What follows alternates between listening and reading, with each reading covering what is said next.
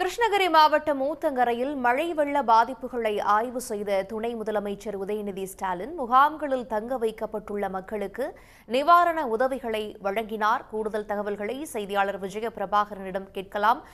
விஜயபிரபாகரன், துணை முதலமைச்சர் அங்கு நிவாரண முகாம்களில் இருக்கக்கூடிய மக்களுக்கு என்னென்ன நிவாரணப் பொருட்களை வழங்கினார்? எத்தனை பேர் இந்த முகாம் மூலம் பயனடைகிறாங்க?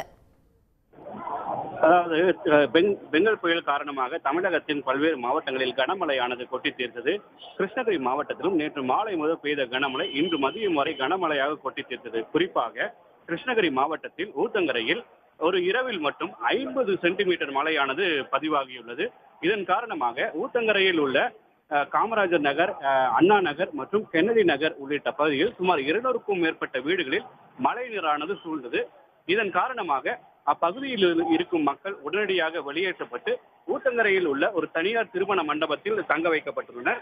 அவர்களுக்கு காலை முதல் தேவையான உணவு, குடிநீர் உள்ளிட்டவை வழங்கப்பட்டு வருகிறது. இந்த நிலையில் இது குறித்து தகவல் அறிந்த துணை முதலமைச்சர் உதயநிதி ஸ்டாலின் இன்று சென்னையிலிருந்து விமானம் மூலமாக சேலம் வந்தடைந்தார். சேலத்திலிருந்து சாலை மார்க்கமாக வந்த துணை முதலமைச்சர் தருமபுரியில் நிவாரண முகாம்களில் தங்க வைக்கப்பட்டவர்களை பார்வையிட்ட பின்னர் கிருஷ்ணகிரி மாவட்டம் போச்சம்பள்ளியில் உள்ள நிவாரண முகாம்களை பார்வையிட்டார்.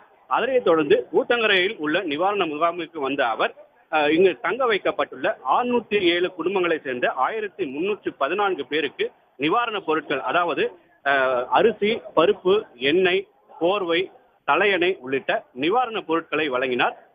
இதுல மொத்தம் 1314 பேருக்கு இந்த நிவாரணப் பொருட்களானது வழங்கப்பட்டது. தகவல்களுக்கு நன்றி விஜயபிரபாகரன். உடனுக்குடன் செய்திகளை தெரிந்து கொள்ள சன் நியூஸ் பெல் ஐகானை கிளிக் பண்ணுங்க.